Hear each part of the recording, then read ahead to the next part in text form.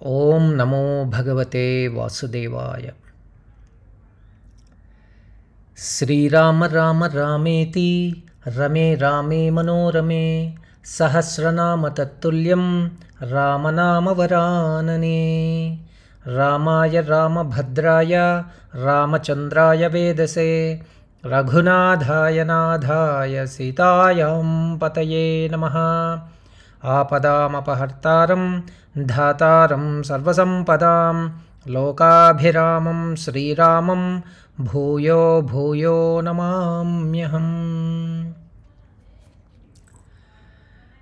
ఆత్మబంధువులరా, గత 2 సంవత్సరాలు పైగా మా నాన్నగారు శ్రీ క్రమధాటి వెంకట రాధాకృష్ణ గారు రచించిన శ్రీ విష్ణు సహస్రనామ స్తోత్రంలోని ప్రతి శ్లోకానికి, అందులోని ప్రతి నామానికి తెలుగులో వివరణ అందించగలిగినందుకు ఎంతో సంతోషంగా ఉంది. శ్రీ విష్ణు సహస్రనామ శ్లోకములకు తెలుగులో వివరణలో భాగంగా 112 వీడియోలుగా విడుదల చేయబడ్డాయి.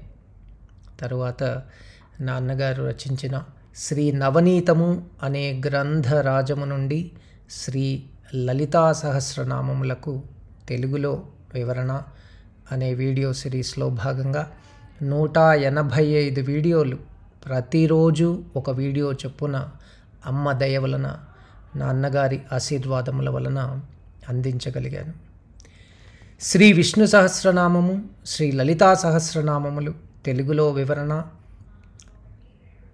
ఈ వీడియోలు శ్రద్ధాభక్తులతో విన్నవారిలో, అర్థం చేసుకున్న వారిలో శ్రీ లలితా పరమేశ్వరి అమ్మవారి మరియు శ్రీ మహావిష్ణువు కరుణా కటాక్షముల వలన మంచి మానసిక పరివృత్తి కలిగి ధార్మిక ప్రవృత్తి ఏ ఒక్కరికి అలవడినా మా ఈ ప్రయత్నం సఫలమైనట్లే అని భావించడంలో సందేహం లేదు.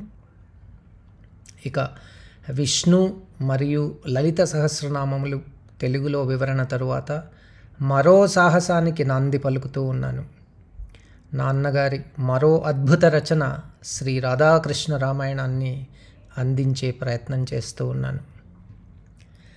భాస్కర రామాయణం, మొల్ల రామాయణం లాగా ఆయా రచయితలు తమ పేర్ల మీద పెట్టుకున్నట్లుగా శ్రీ రాధాకృష్ణ రామాయణం రచయిత పేరు మీద వచ్చిందనుకోవటం ఒక ఊహ మాత్రమే. ఊర్ధ్వలోకాలలో ఒకటైన గోలోకానికి సంబంధించిన ప్రకృతి పురుషులు రాధాకృష్ణులు. ఆ రాధాకృష్ణులే ద్వాపర యుగంలో భూమికి దిగిన రాధాకృష్ణులు, త్రేతాయుగంలోని సీతారాములు. వారి చరితం పరమార్థ తత్వ ప్రతిపాదితం. అదే ఈ శ్రీ క్రమధాటి రాధాకృష్ణ గారి శ్రీ రాధాకృష్ణ రామాయణం. రామాలయం లేని ఊరు, రామా అని పలకని నోరు భారతదేశంలో లేవు అనటం అతిశయోక్తి కాదు. రామాయణానికి భారతీయ జన జీవితానికి మధ్య అనుబంధం అటువంటిది. వివిధ భారతీయ భాషలలో వందల సంఖ్యలలో రామాయణాలు వెలువడ్డాయి. రామాయణం నుండి ఒక సూక్తో, సీతారామ కథా సంబంధమైన ఒక సామెతో వినపడని ప్రసంగాలు, సంభాషణలు అరుదు.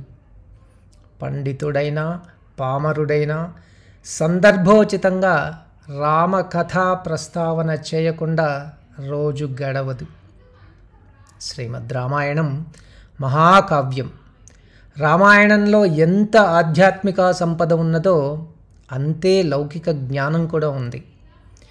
ఎంత తవ్వినా తరగని జ్ఞాన గని రామాయణం. ఆదర్శ దాంపత్యానికి సీతారాములు అంటాం. తండ్రి ఆజ్ఞను పాలించడంలో శ్రీరాముడిని ఆదర్శంగా చెప్పుకుంటాం. తిరుగులేకపోవటం అనే భావం ప్రకటించటానికి రామబాణం అంటాం.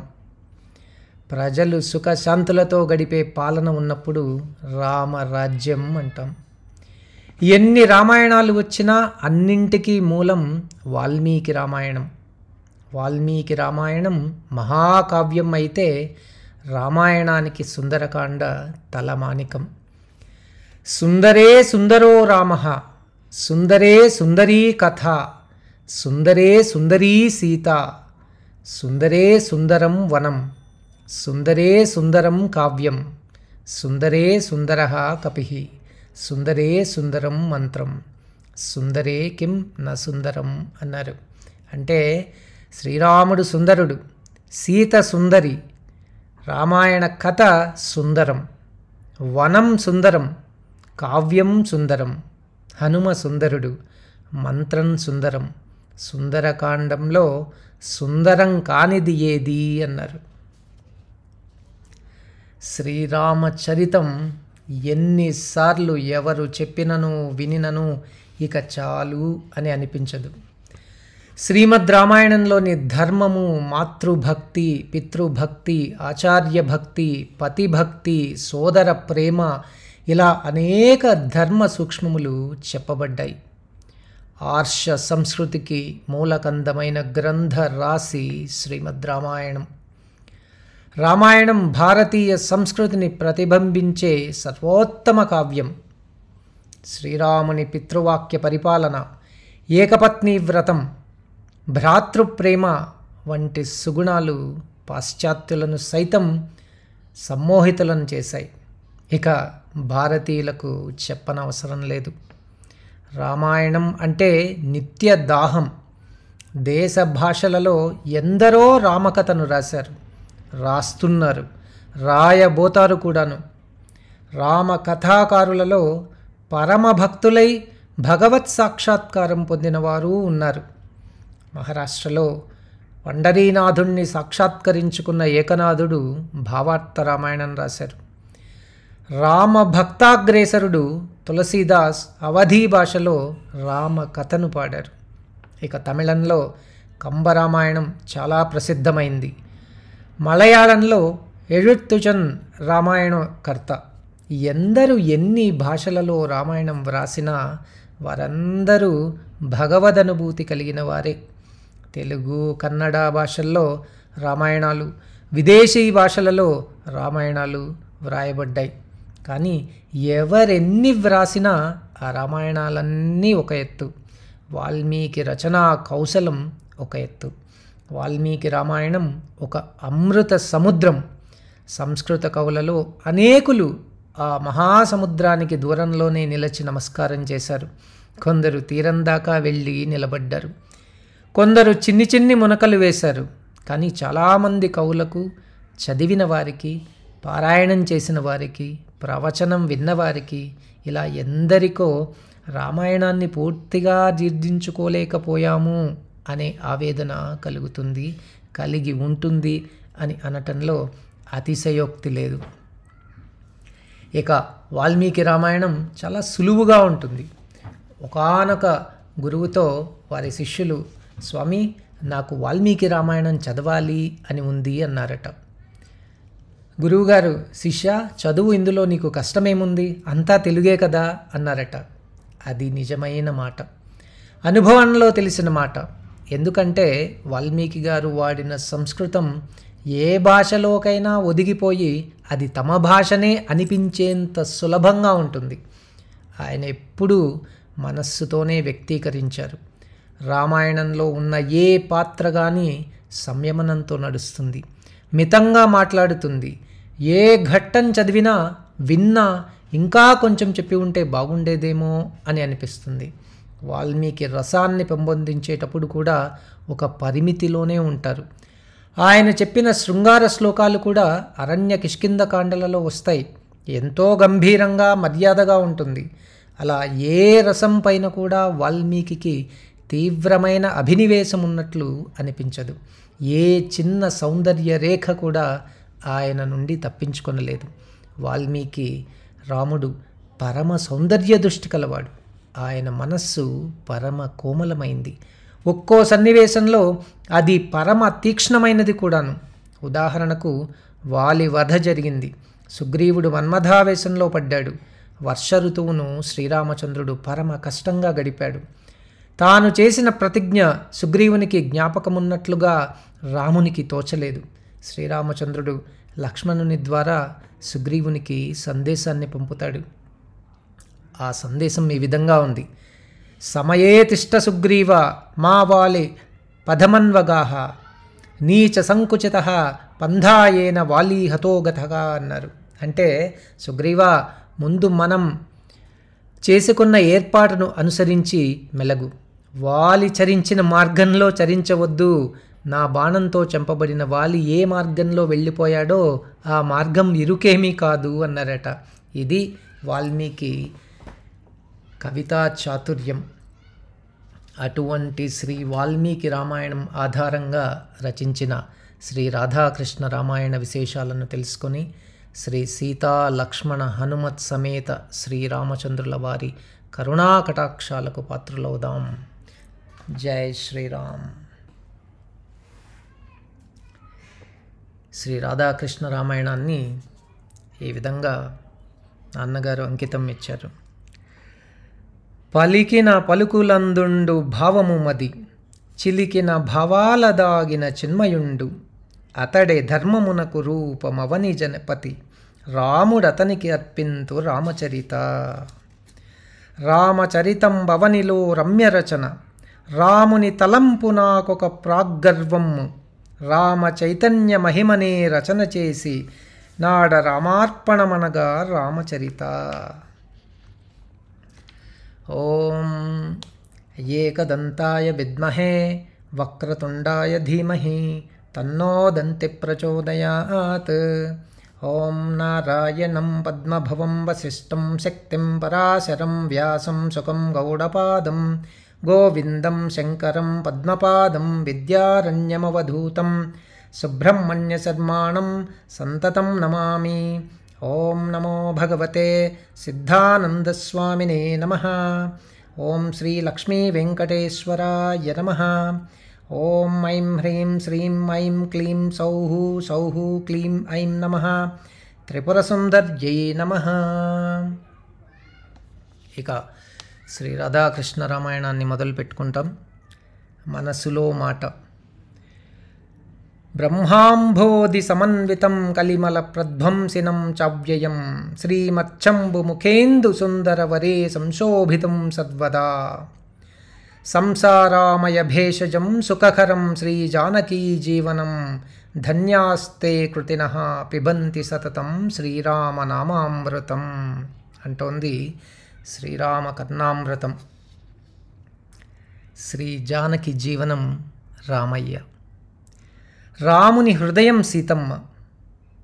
శివశక్త్యాయుక్తో యది భవతి శక్తః అను దానికి రూపం శ్రీ సీతారాములు.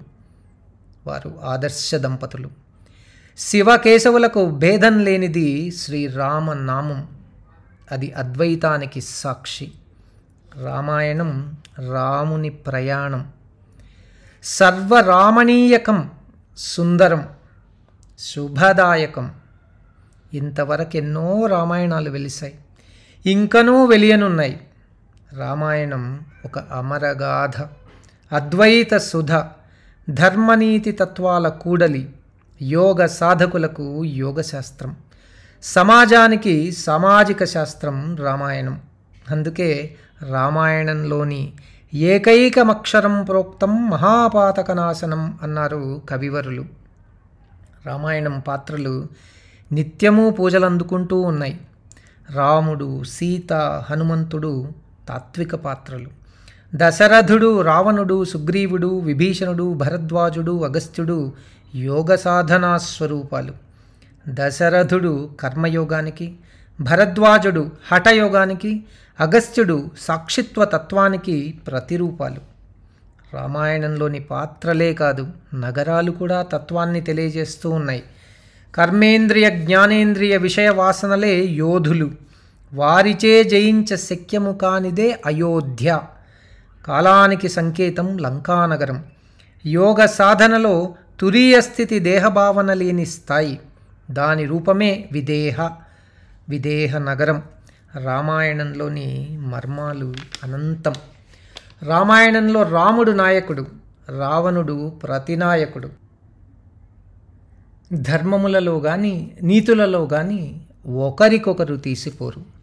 నీతి ధర్మాలనన్నింటినీ ఆపోసన పట్టిన ఉద్దండులు రావణులు. వీరి మధ్య భేదం ఆచరణ ఒక్కటే. రాముడు ఆచరింపి చూపాడు. రావణుడు మాటలతో సరిపెట్టుకున్నాడు. రాముడు ధర్మానికి విగ్రహం, రావణుడు రాక్షసత్వానికి మారు రూపం. రావణుని ధర్మశాస్త్ర పారంగత తత్వమును గురించి రావణుని మరణానంతరం విభీషణుడన్న మాటలే దీనికి నిదర్శనం. గతః సేతుః సునీతానాం గతో ధర్మస్య విగ్రహః గతః సత్వస్య సంక్షేపః ప్రస్తావానాం గతిర్గత. సమస్త నీతులను ధర్మాలను తెలిసినవాడును, ప్రపంచంలో గొప్ప బలవంతుడు రావణుడు మరణించాడు అన్నాడు విభీషణుడు. రామాయణంలో రాముడు మంచివాడు, రావణుడు చెడ్డవాడు, కాముకుడు. ప్రకృతిలో కార్యకారణాల సంబంధం అతి రహస్యమైంది. రామునికి రావణునికి ఏర్పడిన పగ యాదృచ్ఛికం. రావణుడు సీతను అపహరించుట అన్నది తెలిసి చేసిన నేరం. అందుకే రావణుడు తెలిసిన మూర్ఖుడు. వాని మూర్ఖత చాటున ఉన్నతమైన లక్ష్యం దాగింది. అదే విష్ణు సాయుధ్యం. జయ విజయుల కథ ప్రక్కన పెట్టి ఆలోచించిన బ్రహ్మవరం పొందిన దశకంఠుడు జైత్రయాత్రకు బయలుదేరతాడు. 14 భువనాలను జయిస్తాడు. వీటికి ఆవలి తీరంలో శ్వేతద్వీపం ఒకటి ఉంది. దానిపై కూడా దండెత్తాడు రావణుడు. ఆ ద్వీపంలో రావణుని పరాక్రమం, తపశ్శక్తి ఏమాత్రం పనికిరాకుండా పోతాయి. కేవలం స్త్రీల చేత ఘోర అవమానం, అపజయం పొందుతాడు. దానితో శ్వేతద్వీపంలో నివసించాలను కోరిక బలపడుతుంది. నారదుణ్ణి సలహా అడుగుతాడు. శ్రీమన్నారాయణుని చేతిలో హతమగుటే దీనికి మార్గమంటాడు దేవర్షి. ప్రస్తుతం రాముడే నారాయణుడని కూడా తెలియజేస్తాడు నారదుడు. రాముని భార్య సీతను అపహరించటం, అతని చేతిలో మరణించటం అనేది రావణుని ఆలోచన. రావణుడు ఆ ఆలోచనను అమలుపరిచాడు. రామునికి శత్రువయ్యాడు, లోకానికి కంటకుడయ్యాడు. రావణుడు లోకానికి కాముకుడే గాని ఆంతర్యంలో మహాభక్తుడు. అపహరించిన సీతమ్మను తల్లివలే చూసుకున్నాడని వాల్మీకి వాక్కు. లంకామానీయ యత్నేన మాతేవ పరిరక్షిత ఏవ మే తత్సమాఖ్యాతం తవ రామ మహాయసః అన్నాడు. రావణుని సంహారం రామావతార లక్ష్యం, శ్వేతద్వీపవాసం రావణుని ఆకాంక్ష. ఈ రెండింటికి వారధి సీతాపహరణం. శ్వేతద్వీపానికి అధిదేవతలు రాధాకృష్ణులు, యోగ సముద్రంలో ఉద్భవించిన అద్వైతానంద జంట. అందుకే ఈ రామాయణం శ్రీ రాధాకృష్ణ రామాయణం. శ్రీ లలితా పరమేశ్వరి యొక్క దివ్యానుగ్రహం. ప్రస్తుతం యాంత్రిక యుగం. హేతువాదం సమాజంలో ఊడలు దిగిపోయింది. పురాణాలను గురించి, పురాణాల పాత్రల గురించి అచ్చటచ్చట అవహేళనలు, అపహాస్యాలు చోటు చేసుకుంటూ ఉన్నాయి. దీనికి కారణం పురాణ పాత్రల వెనుక ఉన్న రహస్యాలు అవగాహనకు రాకపోవటమే కానీ ఇతరం కాదు. శ్రీమాత దయతో ఆమె తోపించిన కొన్ని మర్మాలను తెలియచెప్పుట ఇందులో నాన్నగారు రాధాకృష్ణ గారు చేసిన సాహసం. దీనిని పెద్దలు, జ్ఞానులు ఆశీర్వదిస్తారని నమ్ముతున్నాం. ప్రాతర్భ్యూత ప్రసంగేన మధ్యాహ్నే స్త్రీ ప్రసంగతః రాత్రౌ చోర ప్రసంగేన కాలో గచ్చతి ధీమతాం అన్నది ఒక ప్రాచీన ప్రవచనం. ఇందులో జూద ప్రసంగంతో ప్రాతకాలాన్ని, స్త్రీ ప్రసంగంతో మధ్యాహ్న కాలాన్ని, చోరత్వ భావనతో రాత్రికాలాన్ని ధీమంతులు గడుపుతారని బాహ్యార్థం. ఇది ఎంతవరకు సమంజసం, నైతికం? అయితే ఇది జ్ఞానుల మాట, సత్యదూరం కారాదు. దీనిలో దాగిన రహస్యం స్త్రీ ప్రసంగం అనగా సీత కథ కలిగిన రామాయణ పురాణం, జూదమును కీలక పాత్రగా కలిగిన భారతం సకల ధర్మసారం, చోరత్వం అనగా శ్రీకృష్ణలీలలు కలిగిన భాగవత గ్రంథం. ఈ 3 పురాణాలను ఆయా కాలాల్లో చదివి తరించమనేది ఈ శ్లోకం యొక్క రహస్యం. ఈ విధంగా ఎన్నో మర్మాలు మన పురాణాల్లో దాగి ఉన్నాయి. మన సాంప్రదాయాలు, ఆచారాల వెనుక దాగిన మర్మాలు కూడా పురాణాలలో కనిపిస్తాయి. ఉదాహరణకు శ్రాద్ధకాలంలో పిండాలను కాకికి పెట్టడం ఇది ఒక మూఢాచారమని హేతువాదుల విమర్శగా వినిపిస్తోంది. దీనికి సమాధానం సహేతుకంగా వాల్మీకి తన రామాయణ ఉత్తరకాండలో వివరించారు. బ్రహ్మవరం చేత రావణునిలో యుద్ధకాంక్ష పెరిగింది. మరుత్తుడు అను రాజు యజ్ఞదీక్షలో ఉండగా యుద్ధానికి పిలిచాడు రావణుడు. మరుత్తుని యజ్ఞవాటికకు హవిస్సులనందుకునుటకు దేవేంద్రుడు, యముడు, వరుణుడు మొదలగు దేవతలు వచ్చి ఉండిరి. వారు రావణాసురుని చూచి భయపడి పరిసరాలలో ఉన్న పక్షుల దేహాలలో తలదాచుకున్నారు. గురువు సంవర్తుని మాటను మన్నించి మరుత్తు మహారాజు రావణునితో ఓటమిని అంగీకరించాడు. విజయ గర్వంతో దశకంఠుడు లంకకు మరలాడు. అటు రావణుడు పోగా దేవతలు తాము దాగిన పక్షుల శరీరములలో నుండి బయటకు వచ్చిరి. కృతజ్ఞతగా ఆ పక్షులకు వరాలను ప్రసాదించిరి. దేవేంద్రుడు నెమలికి అందమైన 1000 పింఛములు గల తోకను, నీలపు రంగును ఇచ్చాడు. వరుణుడు హంసకు తెల్లదనాన్ని, నీటిని, పాలను వేరుచేయు గుణాన్ని ఇచ్చాడు. ఇక యమధర్మరాజు తాను దాగిన కాకికి మృత్యుభయం లేకుండా వరాన్ని ఇచ్చాడు. దానితో పాటు ఏ చ మద్విషయస్తావై మానవాః క్షుధయార్తితాః త్వయి భుక్తేతు తృప్తాస్తే భవిష్యస్తి సబాంధవాః అన్నాడు. నీవు భుజించినచో యమలోకంలో ఆకలితో బాధపడు మానవులు వారి బంధువులు సంతృప్తి చెందగలరు అనే వరాన్ని ప్రసాదిస్తాడు. యమలోకంలో ఉండు మానవులు భూలోకవాసులకు పితరులవుతారు. వారికి చేయు కార్యమును శ్రాద్ధమంటారు. శ్రాద్ధకాలంలో పెట్టు పిండము వారికి ఆహారం. దానిని కాకికి పెట్టడం అన్నది యమధర్మరాజు ఇచ్చిన వరమే ప్రామాణికం. అది ఆనవాయితీగాను ఆచారంగానూ మారింది. ఇక శ్రీ రాధాకృష్ణ రామాయణం రచనలో పునరుక్తి, భాషాదోషం. పునరుక్తి నా రచనలో చాలా మార్లు చోటు చేసుకుంది. రామాయణంలోని మర్మాలను అవగాహన తెచ్చుకొనుటకు పునరుక్తి దోహదం చేస్తుందని నా అన్నగారి అభిప్రాయం. కావున భాషా కోవిదులు ఈ పునరుక్తి దోషాన్ని దోషంగా కాక అవగాహనకు అన్న విషయాన్ని గమనించగలరని నమ్ముచున్నాం. ఈ రచన పరమేశ్వరి ప్రేరణ. భావపరంగా కానీ భాషాపరంగా కానీ దొర్లిన దోషాలను బుధజనులు సహృదయంతో సవరించి ప్రోత్సహిస్తారని ప్రార్థిస్తున్నాం. రామం రాక్షసవంశనాశకరం రాకేందుబింబాననం రక్షోరిం రఘువంశవర్ధనకరం రక్తాధరం రాఘవం రాధాయాత్మనివాసినం రవినిభం రమ్యం రమానాయకం రంధ్రాంతర్గతశేషసాయినమహం రామం భజే తారకం. జై శ్రీరామ్, జై హనుమాన్. తదుపరి వీడియోలో వాల్మీకి చరిత్రను గురించి తెలుసుకుంటాం.